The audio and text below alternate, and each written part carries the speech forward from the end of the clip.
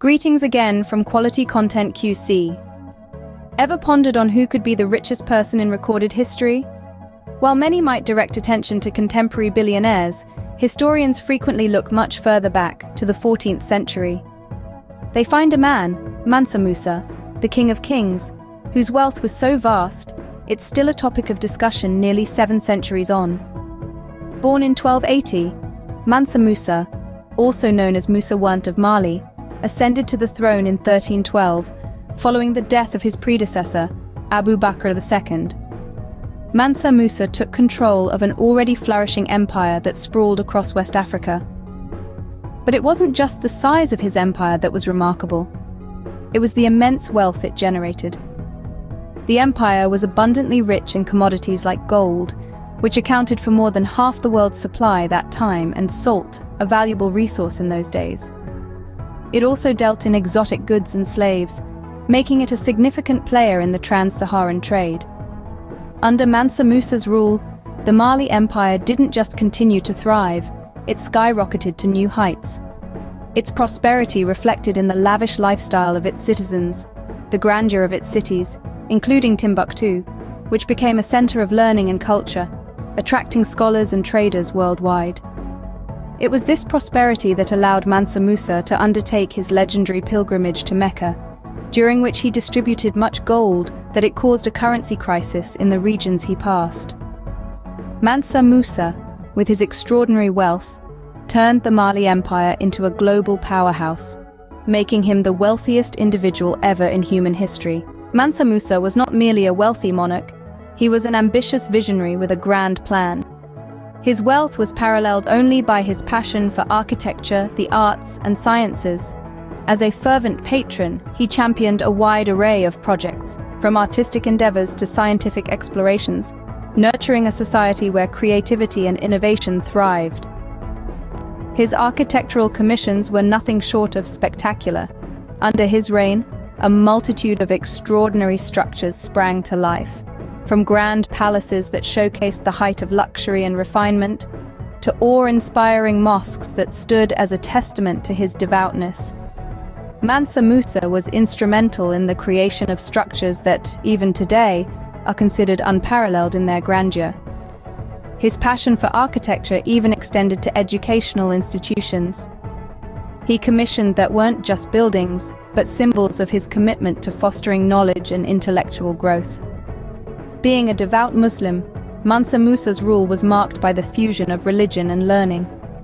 This was most notable in his transformation of Timbuktu. Under his auspices, this city morphed from a simple trading village into a vibrant hub of commerce and learning.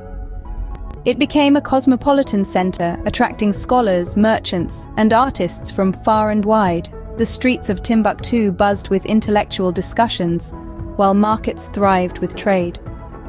Libraries and universities were filled with scholars who engaged in rigorous academic pursuits.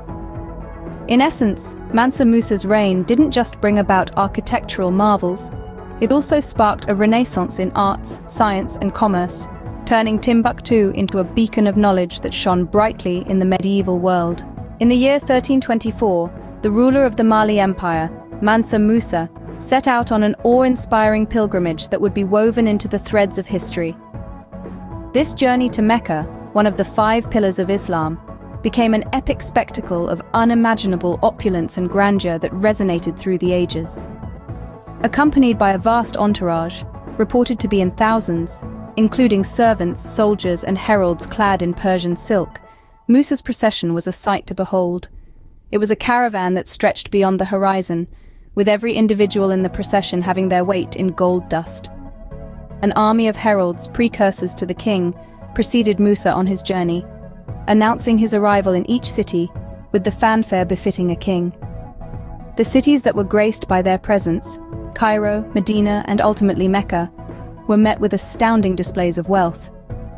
It was reported that in Cairo, Musa's generosity was such that he gave out so much gold that it led to a sudden economic inflation. In each of these cities, Musa's unprecedented largesse left an indelible mark. He bestowed upon them gifts of gold, a universal symbol of prosperity, as a token of goodwill. Yet the pilgrimage was not merely an exhibition of wealth or an act of lavish philanthropy, it was a strategic move on an international chessboard. Mansa Musa's pilgrimage was a testament to his devout Islamic faith, but it also served the purpose of showcasing the economic power and cultural richness of West Africa to the world at large. Through his journey, Musa effectively shifted the global perception of West Africa. The region, hitherto lesser known to the larger world, was now considered as an economic powerhouse and a significant player in the global political and economic arena. Mansa Musa put West Africa on the world map, illuminating its potential and asserting its prominence in the global narrative. This pilgrimage not only underscored his personal devotion, but also strategically positioned West Africa as a formidable force in the global context. Mansa Musa's death around 1337 still remains an enigma, but his absence signaled the conclusion of a prosperous epoch for the Mali Empire. However, his impact is far from dormant. The reverberation of Mansa Musa's influence can still be heard in the corridors of time. His iconic pilgrimage to Mecca didn't just display his devout faith, but also shone a global spotlight on the affluence and authority of West Africa. It wasn't just a religious journey, but a strategic move that triggered heightened trade links and cultural exchanges with the Islamic world, thereby enhancing the global prominence of the region. Mansa Musa's patronage of arts and sciences kindled a golden era of learning and creativity, propelling West Africa into a hub for knowledge and innovation. He didn't just fund artisans and scholars, but created an environment that nurtured creativity and intellectual growth. This period is often cited as one of the most enlightening chapters in the history of the continent, and its influence can still be felt in the current intellectual and cultural landscape. The ripple effect of Mansa Musa's reign extends further, and is still making waves in today's world. His legacy is not just restricted to the past, but it is a beacon that continues to inspire individuals and societies today. His vision, grandeur, and dedication to knowledge showcase what visionary leadership can truly achieve, and stands as an enduring testament to a king who once made the world sit up and take notice. His impact is indeed a testament to the power of an individual's influence on history. So when we delve into the topics of wealth and authority, Mansa Musa, the true epitome of regal power, should be our central focus. He skillfully harnessed his massive fortune to metamorphose his dominion into a shining model of enlightenment, culture, and affluence. Let's explore in greater depth how Mansa Musa utilized his wealth. He heavily invested in education and the arts, fostering an environment of intellectual growth and cultural proliferation. He also championed economic prosperity, putting his wealth to use in ways that benefited his people and strengthened his empire.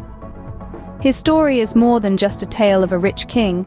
It's a timeless lesson in wise leadership, economic strategy, and the power of investing in one's society.